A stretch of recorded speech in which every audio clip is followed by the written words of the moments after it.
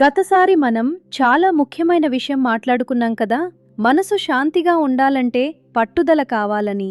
అర్జునుడికి కృష్ణుడు చెప్పాడు ఆ ప్రయత్నం వదలకుండా చేస్తూ ఉండమని. అవునమ్మా, మనసు అదుపులో ఉంచుకోవడం చాలా కష్టమని చెప్పాడు కృష్ణుడు.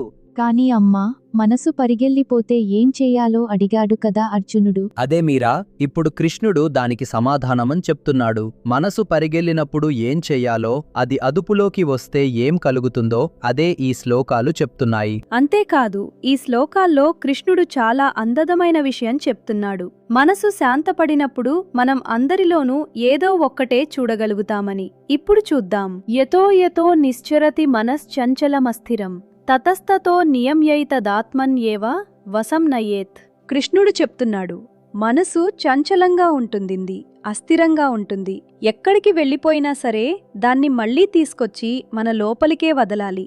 మళ్లీ మళ్లీ. అమ్మా, మళ్ళీ మళ్ళీ అంటే ఒక్కసారి చాలదా? చాలదారో, మనసలా ఉంటుంది. ఒక్కసారి తీసుకొచ్చినా మళ్లీ పరిగెళ్ళిపోతుంది. కృష్ణుడు అందుకే యతో యతో అన్నాడు.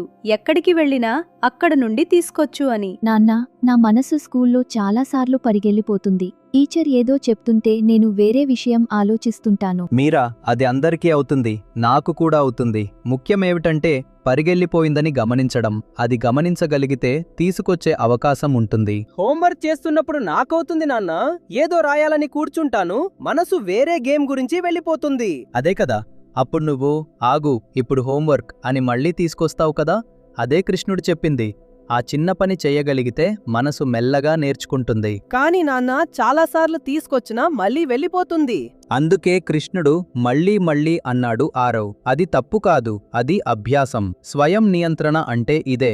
మనసు పరిగెళ్ళినప్పుడు తీసుకురావడం. అది చెయ్యగలిగిన వాళ్లకి శాంతి కలుగుతుంది. ఇప్పుడు తర్వాతి శ్లోకం చూద్దాం. మనసు శాంతపడినప్పుడు ఏం జరుగుతుందో కృష్ణుడు చెప్తున్నాడు. ప్రశాంత మనసం హేనం యోగినం సుఖముత్తమం ఉపైతి శాంతరజసం బ్రహ్మభూతమకల్మషం.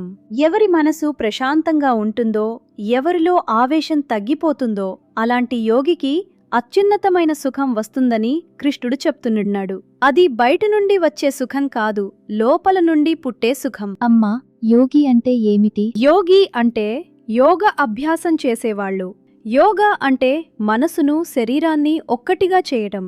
ఆ అభ్యాసం చేసేవాళ్లే యోగులు. అమ్మా, అత్యున్నతమైన సుఖం అంటే ఏమిటి? క్రికెట్ గెలిచినప్పుడు కలిగే సుఖం కాదా? ఆరవ్, క్రికెట్ గెలిచినప్పుడు సంతోషం కలుగుతుంది, అది నిజమే. కానీ అది ఎంతసేపు ఉంటుంది? 1 గంట, 1 రోజు, తర్వాత మళ్ళీ ఏదో కావాలని అనిపిస్తుంది కదా.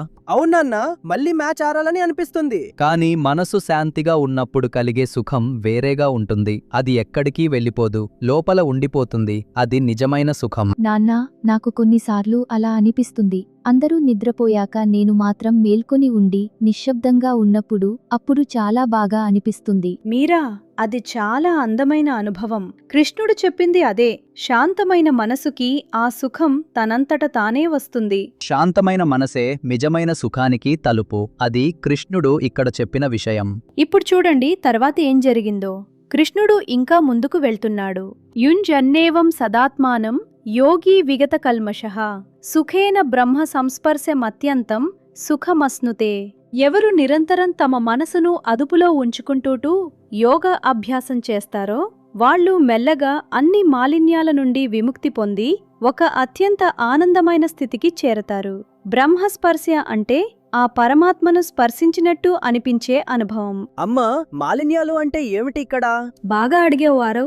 ఇక్కడ మాలిన్యాలు అంటే మనల్ని లోపల నుండి అస్తవ్యస్తం చేసే విషయాలు. అసూయ, కోపం, భయం, అహంకారం ఇవన్నీ మనసును మురికిగా చేస్తాయి. అవి తగ్గినప్పుడు మనసు స్వచ్ఛంగా అవుతుంది. నాన్నా, ఆ స్వచ్ఛమైన మనసు రావడానికి చాలా కాలం పడుతుందా? మీరా, కృష్ణుడు సదా అన్నాడు. అంటే నిరంతరం అభ్యాసం చేయడం. 1 రోజులో కాదు, కానీ రోజు కొంచెం కొంచెం చేస్తే మెల్లగా వస్తుంది. నాన్న, అది ఆటలు నేర్చుకోవటం లాంటిదా?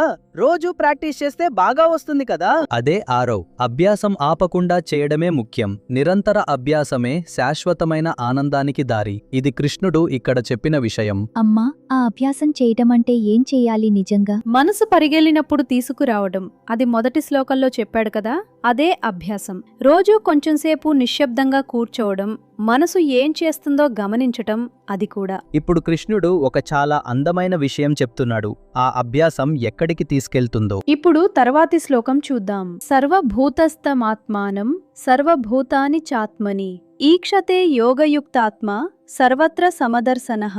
ఇది చాలా అందమైన శ్లోకం. యోగంలో స్థిరపడిన వాళ్ళు అన్ని జీవులలోనూ తమను తాము చూస్తారు, తమలోనూ అన్ని జీవులను చూస్తారు, అందరిలోనూ ఒకే చూపు.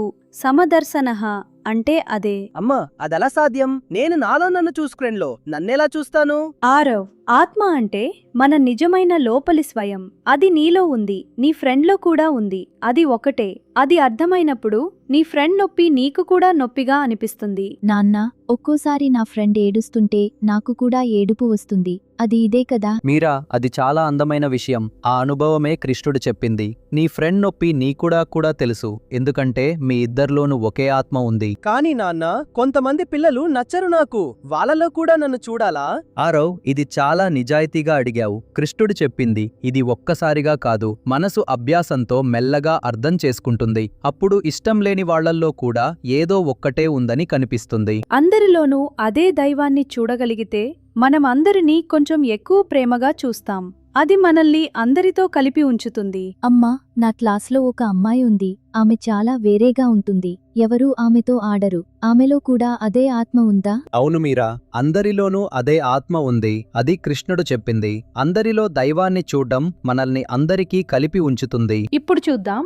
ఈ విషయాన్ని కృష్ణుడు ఇంకా ముందుకు తీసుకెళ్తున్నాడు. యోమాం పశ్యతి సర్వత్ర సర్వంచ మై పశ్యతి తస్యాహం న ప్రణశ్యామి సచమే న ప్రణశ్యతి. ఇది కృష్ణుడు తనే మాట్లాడుతున్నాడు. ఎవరు నన్ను అన్ని చోట్లా చూస్తారో, అన్నిటిచిని నాలో చూస్తారో వాళ్లకి నేను కనిపించకుండా పోను, వాళ్ళు నాకు కనిపించకుండా పోరు. అంటే ఆ బంధం ఎప్పుడూ తెగిపోదు. అమ్మా, కృష్ణుడు నన్ను అన్ని చోట్ల చూడు అంటున్నాడా? అది ఎలా చూస్తాం? ఆరవ్, కృష్ణుడు అన్నిటిలోనూ ఉన్నాడని నమ్మడం అది భక్తి. ఒక పువ్వు చూసినప్పుడు, ఒక చెట్టు చూసినప్పుడు, ఒక మనిషి చూసినప్పుడు ఆ అందమంతా ఆయనే అని అనిపించడం. నాన్నా, వాళ్ళు నాకు కనిపించకుండా పోరు అంటే ఏమిటి? మీరా, కృష్ణుడు చెప్తున్నాడు, ఎవరు నన్ను ప్రేమగా చూస్తారో వాళ్ళను నేను ఎప్పుడు, ఆ బంధం రెండు వైపుల నుండి ఉంటుంది. నాన్న, అది చాలా కంఫర్టింగ్ గా ఉంది. కృష్ణుడు మనల్ని మర్చిపోడని అంటున్నాడు కదా. అవునారో, భక్తి మనల్ని ఎప్పుడూ కనెక్ట్గా ఉంచుతుంది, ఒంటరిగా అనిపించదు. అది ఈ శ్లోకం ఇచ్చే అనుభవం. ఒక్కోసారి మనకి చాలా ఒంటరిగా అనిపిస్తుంది. ఏమీ అర్థం కాదు, ఎవరూ అర్థం చేసుకోరు అని. అప్పుడు ఈ మాటలు గుర్తు తెచ్చుకోవాలి. కృష్ణుడు నేను ఎప్పుడూ ఉన్నాను అంటున్నాడు. అమ్మా, నాకు ఒక్కోసారి రాత్రి భయంగా అనిపిస్తుంది. ఆ టైంలో ఇది గుర్తు తెచ్చుకోవాలా? అవును మీరా, కృష్ణుడు ఉన్నాడు, నేను ఒంటరిగా లేను. ఆ ఒక్క ఆలోచన చాలా బలంగా ఉంటుంది. భక్తి మనల్ని ఎప్పుడూ కనెక్ట్గా ఉంచుతుంది. అది కృష్ణుడు ఇక్కడ చెప్పిన విషయం. ఈ రోజు మనం చాలా అందమైన ప్రయాణం చేశాం కదా. మనసు పరిగెళ్లినప్పుడు తీసుకురావడం నుండి మొదలుపెట్టి అందరిలోనూ ఒకే ఆత్మ చూడడం వరకు కృష్ణుడు తీసుకెళ్లాడు. నాన్న, మనసు అదుపులో ఉంచుకోవడం నేర్చుకుంటే అందరిలోనూ ఆ దైవాన్ని చూడగలుగుతారో అని అర్థమైంది. అమ్మా, కృష్ణుడు అర్జునుడికి ఇంకేం చెప్తాడు? తర్వాతి శ్లోకంలో కృష్ణుడు చాలా ముఖ్యమైన విషయం చెప్తున్నాడు. అన్నిటిలోనూ తనను చూసేవాళ్లకి ఆయన ఎప్పుడూ దూరంగా ఉండడని, ఆ వాళ్లు కూడా ఆయనకి దూరంగా పోలేరని. ఆ బంధం ఎంత లోతైనదో అర్థమవుతుంది. అంటే కృష్ణుడు అర్జునుడిని ఎప్పుడూ వదలడు అని చెప్తున్నాడా? అది ఎంత అందంగా ఉంది. ఆ బంధం ఎంత లోతైనదో అది తర్వాత చూద్దాం.